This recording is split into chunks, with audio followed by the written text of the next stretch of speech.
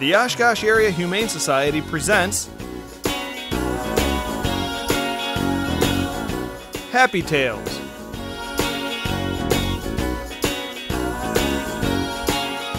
Brought to you by the following local underwriters: Cat's Cozy Inn,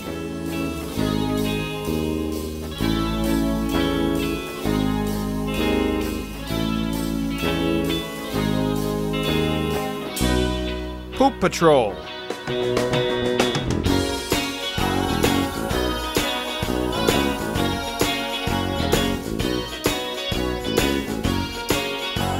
Provident Financial Consultants, LLC.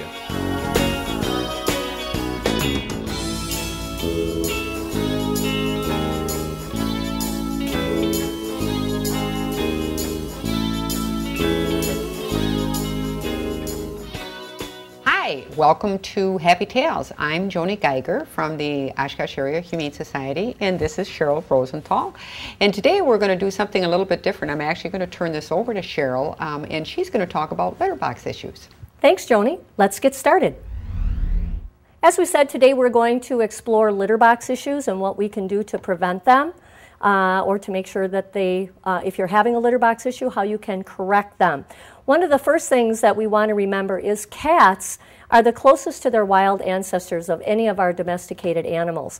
And because of that, when we bring them in the house, we're asking them to kind of have an unnatural behavior.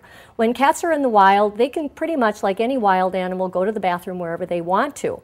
And we forget that when we bring them in the house, we usually give them a litter box in a place where we want the litter box to be, put in the kind of litter that we want to use, all the things that are pleasant to us, and we forget about sometimes the needs of the cat. And because cats are so close to their wild ancestors, we need to look at litter box placement, size, and what's in that litter box from the perspective of the cat. So the first thing I want to show you is all the different kinds of litter boxes that are available. And when you go into a pet store or a discount store and you're looking at litter boxes, it's pretty overwhelming. But we want to draw to your attention, make sure that it's something that you are willing to clean, that it's easy to clean because you're the one who's going to be taking care of it, and that it's big enough that your cat is going to want to use it. Oftentimes people will look at litter boxes like this and think that, oh, this is really cool because if they scratch in it, it's going to keep the litter inside and it's going to be more convenient. But when I take this cover off, you will see that the litter box really is quite small. And if you have a cat that is 10 pounds or over, it's maybe not big enough for your cat. A way to tell that your cat really likes its litter box is they get in the litter box and they dig around and they sniff, and then they do their business and then they cover it up. That's an indication that your cat really likes its litter box, what's in the litter box, and that it's clean enough. Sometimes you may look at a litter box and think, oh, well, it's clean. And that's something we're going to look at a little bit later. One of the things about litter boxes, again, this is what sometimes was very popular a short time ago. It is a sifting litter box, and people thought, oh, this is wonderful because all I have to do is pick this up and shake it and sift it, and then I can dump it out, and for right now we're just going to dump it right into here. But as you can see, it doesn't dump very easily, and I'm going to scoop this out and put it in this box temporarily. But you can see, even if I'm scooping this out, there's a lot of residue left in the tracks.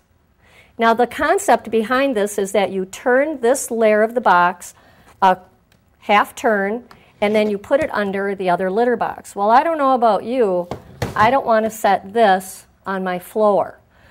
So this can be somewhat of a pain to be, cleaning a litter box like this. It sounds good in concept, but especially if you have a cat that likes to dig to the bottom, you're going to end up with a sticky, yucky mess. And most cats, if this is sticky like this, it's also leaving odor and bacteria behind. And some cats will say, my box is dirty, I'm not going to use that. So as wonderful as they sound in concept, they're not always the best idea. Litter boxes that have a ridge on like this. Also, sometimes people think that it's beneficial if you have a kitty that starts going to the bathroom, keeping his bottom in the litter box, but then as he finishes, he gradually stands up and urinates over the edge of the box. You can't really fault the cat for going over the side of the box because, after all, he is in the litter box. And so a box like this, again, makes the litter box appear smaller. And just so that you know when you're buying a litter box, when another thing to look at is in a multi-cat household, again, we think, oh, wow, this would be nice privacy for the kitty. The kitty goes in, does his business. Now, I don't know if any of you out there are campers, but when you go camping, sometimes you have to use the outdoor bathrooms. They don't always smell the best. With a covered litter box, oftentimes out of sight, out of mind. We forget to scoop our covered litter box. It's also dark in there. And some cats just will not use a covered litter box. Now, for some cats, it's not a problem.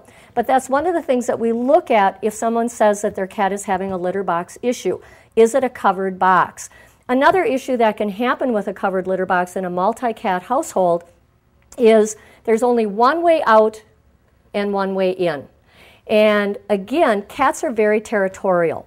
And because they're very territorial, as long as there's sufficient litter boxes, food, and perches, they can usually live with each other very amicably. But what happens sometimes in a multi-cat household is a cat will be in the litter box using the litter box, and another cat thinks, whoa, what a fun game.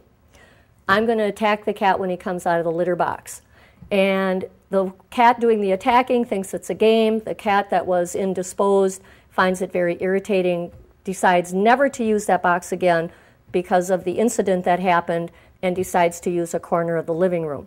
Cats are their most vulnerable when they're urinating, defecating, eating, and sleeping. And so we need to remember that placement of the litter box is very important to them and their escape routes. If a litter box is in a tight little corner, a litter box, if they can escape through the front, off to the side, or the back, they appreciate that, being able to escape from their litter box. Now, if you live in a single cat household or have maybe just 2 cats, sometimes people will say, well, my cat has nothing to be afraid of. Again, it's your cat's natural instinct to feel vulnerable when they're going to the bathroom, eating, sleeping, or defecating. So it's important, again, to remember litter box issues happen when we don't look at the litter box situation from the cat's point of view. When you are looking at litter boxes, and look at Gallo likes this box so much he's even taking a nap in it. If you measure litter boxes when you're purchasing a litter box, a lot of times people will measure a litter box. This one measures 16 inches from side to side. Now, if I measure the inside, it measures 14.5. However, that isn't how your cat looks at the litter box. Your cat looks at the litter box as the surface inside, and when you flip this over, this box is only 12.5 inches wide. So that makes a big difference when you have a large cat. Again, I go back to maybe camping, or if you've gone to an event and you have to use a porta potty.